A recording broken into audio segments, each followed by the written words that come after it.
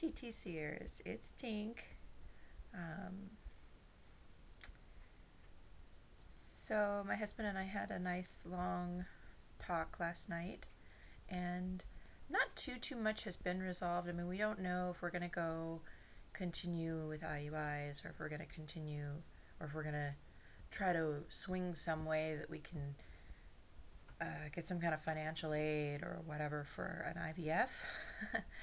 um, but we do know this. My husband's going to meet with our fertility specialist on his own. He's going to ask a lot of questions. Things like, why does the sperm count fluctuate? Before his varicocele surgery, he was 19 million. After, he was 25 million. That was about 3 months after. He was 25 million. And then for these IUIs in the end of December, he was merely like 10 million or 9 million. So, I mean, that's worse than he was before his surgery. His surgery was in, I'd say, August or September. And so anyway, I'm assuming that sperm count can fluctuate due to all kinds of things. He thinks maybe the holiday diet kind of screwed up his system there. I don't know. But he's been taking Fertilate and Motility Boost for, I don't know, I keep saying a month and a half. Maybe it's 2 months now.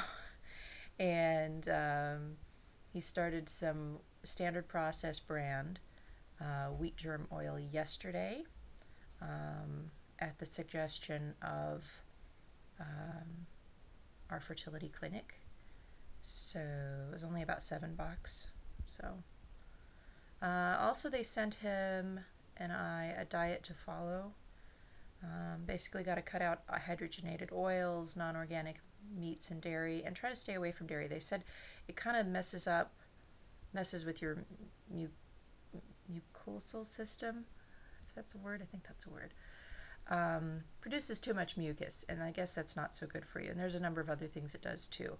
And I am a big baby calf. I love my dairy, so I'm going to cut it down. I don't think my husband does too much milk, but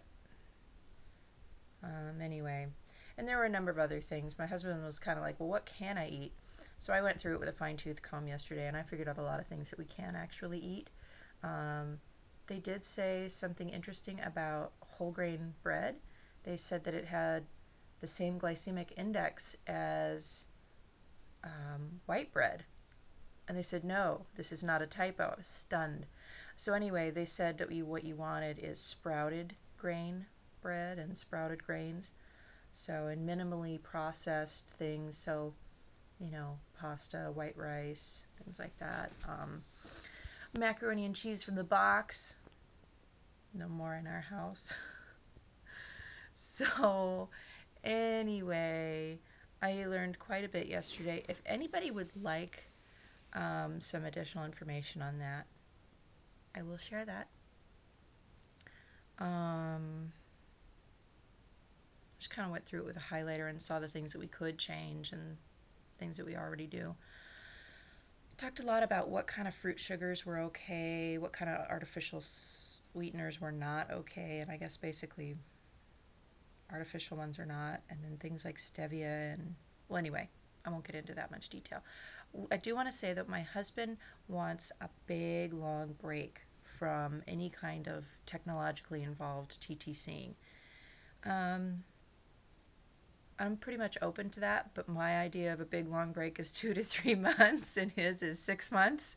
So, anyway, we've definitely agreed upon a break.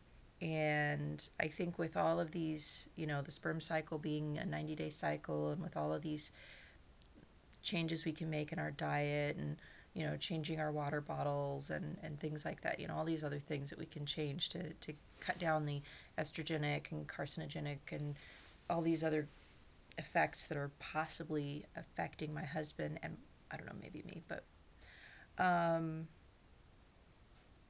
maybe we'll see some change.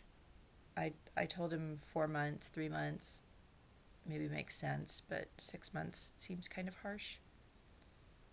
Anyway, he is going to meet with our doctor, our fertility doctor, and ask a lot of questions. He has some pretty good ones to ask too.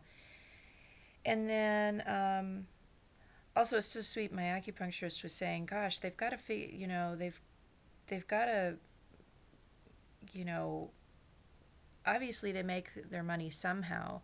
So how is it that people can pay for IUI? I mean IVF."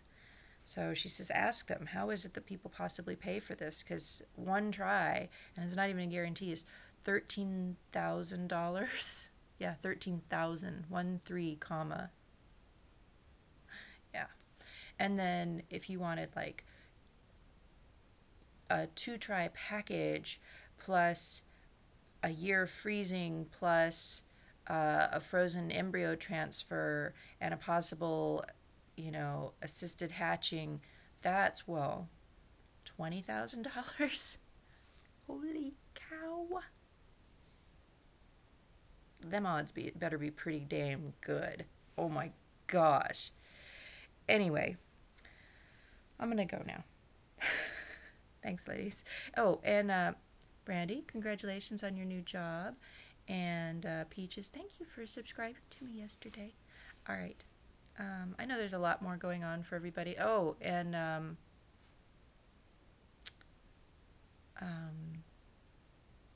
Super Muchacha, you're in Australia, right? I hope everything's okay with your dad. Okay, and all the rest of your family there with the flooding going on. Okay.